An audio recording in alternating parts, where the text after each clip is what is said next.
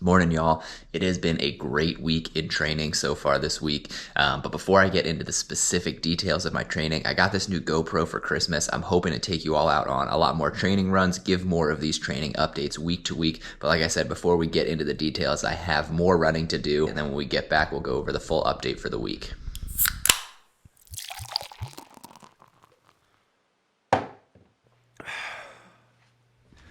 All right, y'all. Today's workout, 90-minute endurance run, so just a smooth, comfortable pace.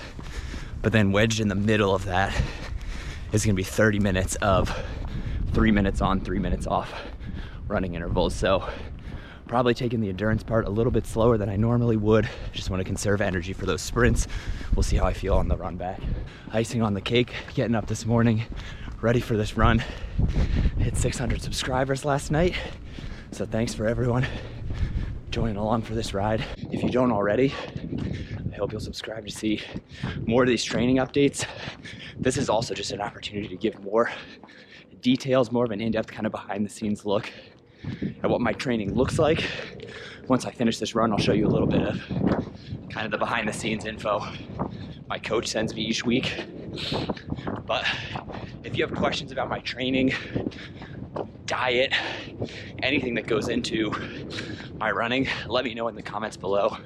I'll try to include those in future episodes. But the thing I've probably most enjoyed about this channel has been getting to share my experience, my adventures, the challenges, etc., and hearing from people about what they're working on, the challenges they're taking on, kind of their motivation for the sport. So always eager to share what I'm doing and just looking forward to adding another element to this channel. So thanks again for tuning in. Hopefully y'all enjoy.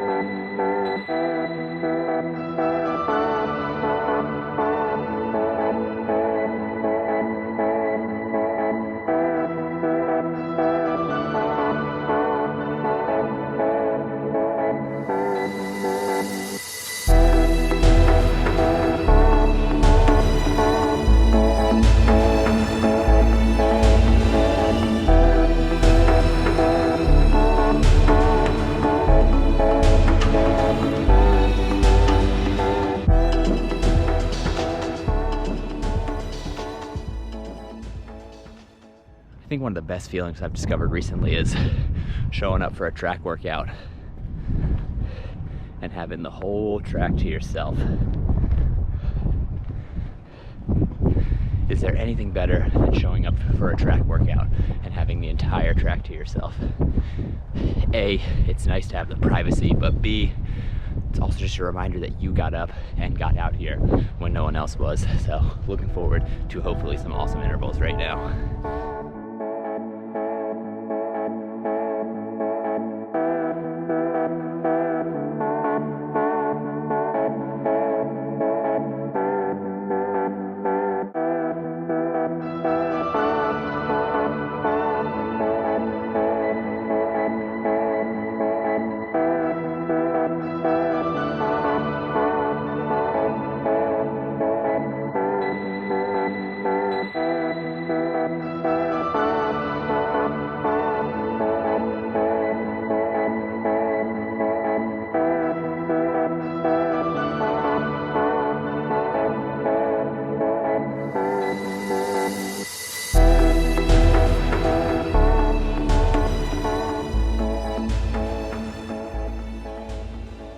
All right, y'all, awesome workout on the track this morning. It is got pretty windy, so I'm hiding behind this bus to hopefully block the microphone from the wind. But like I said, 5 3-minute sprints.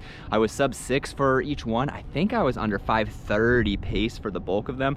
I'll know the official splits when I get home, but great workout on the track. My legs are definitely pretty tired from all the workouts throughout this week, but now I've got about a 20-30 minute jog back to the apartment, and then we'll go over the week's review. 11.2 miles to add to the weekly total. I just feel really good about this week so far. I feel like I've kind of been working out like a crazy person, but slacked off towards the end of 2020, so wanted to hit the early January days nice and hard, but feeling good. I'll join you back inside to do a full breakdown and review of how this week's training has gone. Cheers, beer runners. We are officially back from Saturday's long run. If you watch my goal setting video this week, then you know I am in the middle of a dry January challenge. So just to give you the abbreviated version, I try to take on dry January every year. Basically, the idea for me is I just like taking a month off from alcohol. I feel like it cleans out my system. I feel better during the month. But the bigger reason that I do it is it's a challenge, so it's nice to just show myself that, yeah, it's great, I can take a month off alcohol, no problem. But B, throughout the year, I feel like a lot of us, myself included, build drinking habits. And so taking the 30 days off or the 31 days off allows me to break those habits I might have established last year and hopefully form some new, healthier ones. And it also just helps me to be a lot more conscious with my drinking throughout the year. So that's the reason that I'm doing it. What makes it different this year is I'm actually taking part in a specific dry January challenge from the Thirst for Knowledge podcast. I'll link for that down below. And also, if you want the full details of this, you can also go see my goal setting video for my running goals for 2021. But basically the idea is it's not just about going totally sober for the month of January, but adding some physical challenge in there as well and a nutritional challenge. So for my physical challenge, I'm working and building a lot more strength training, and specifically the goal that I set for myself is to take on at least 3 strength workouts each week. 1 core workout, 1 upper body workout, and 1 leg workout. So far so good. It's only really been the first week, but I'm off to a good start and really looking forward to the rest of the month. Nutritional challenge, I'm challenging myself to seek out a new healthy recipe to try every week. My wife and I kind of fall into a rut of eating a lot of the same things over and over again, which can become pretty boring or pretty monotonous. And so I'm encouraging myself to A, take on more responsibility for cooking some of our meals, but B, really seek out some new recipes, some exciting recipes that have a healthier element. And really just looking forward to tackling a very healthy January. Again, no alcohol, already off to a good start, plus the healthier eating habits. And I feel like I'm just working out like a maniac, and that's going to be part of the training update for today. All that being said, this is a totally new style of video that I'm trying, so I hope you enjoy it. If you do, please let me know down in the comments below. Basically, I wanted to include you all in kind of some behind the scenes look into my training. I do a lot of videos about just running tips and tricks, product reviews, etc., but I really wanted to add another element of taking you through what my training looks like week to week when I'm training for specific goals. So although I don't necessarily have a major goal race that I'm building towards right now, I do have several goals / challenges that I'm working on throughout the year. And so starting off strong this month is really going to build towards being able to hopefully blow those goals out of the park. Again, if you want to see a full breakdown of all the goals that I've set for myself this year,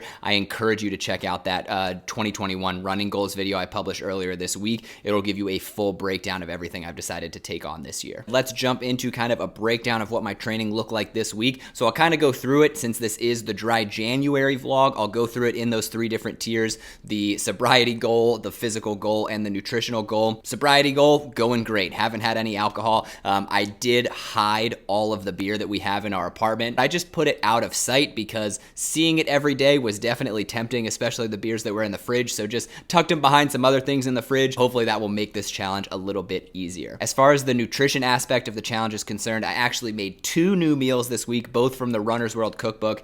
I've had the cookbook for I don't know how many years, but finally started putting it to good use. And there are some very, very good recipes in there. I tend to enjoy everything I've made from that. But the first one we tried was slow cooker clam chowder. Delicious. Very easy, throw it in the slow cooker and forget about it, but very good, very hearty meal. And the second one was definitely my favorite of the week. We made what was supposed to be soba noodles with chicken in a peanut sauce, but they didn't have soba noodles at the grocery store, so we swapped those out for lo mein noodles.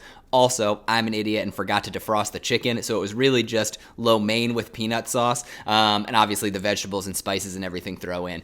thrown in, but that was incredible. That was delicious. We will absolutely be making that again, and it made enough for my wife and I to both eat a full meal the night we made it, and then plenty of leftovers that I was able to eat for lunch throughout the week as well. So definitely adding that one to our catalog of recipes to lean on. That was an incredible meal. Highly recommend. And then the fitness portion of the Dry January Challenge, I said earlier, I feel like I have been working out like a maniac.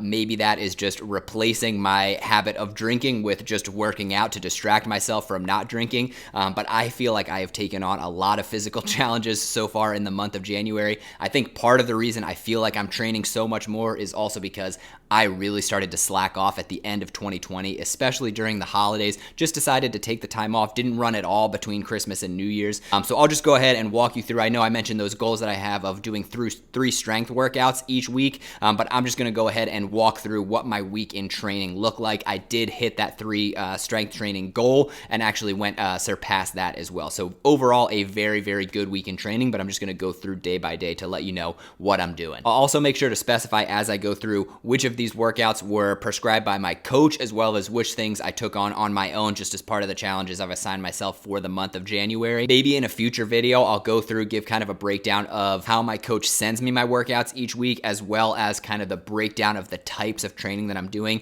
So right now I'm in the last week of a tempo training cycle, and I believe next week is going to begin some steady state running, so more endurance-based training. Starting the week off on Monday, that was my first day of strength training. I decided to just go for what has been most difficult for me as a runner, and that is upper body. So I did a 10-minute arms and shoulders workout from Peloton. All the strength workouts I did are from Peloton. My wife and I have the Peloton bike, and a huge bonus of that for me is all of the workouts that you can use on demand. Their entire catalog of on-demand videos is phenomenal, and there's just such a variety of workouts that you can do. So found a 10 minutes arms and shoulders workout that I could do. And then on top of that, although it was a rest day, I did decide to do a 30-minute loose bike ride as well. Another challenge I decided to take on was I'm gonna try to work out every day in January just to see where I can get.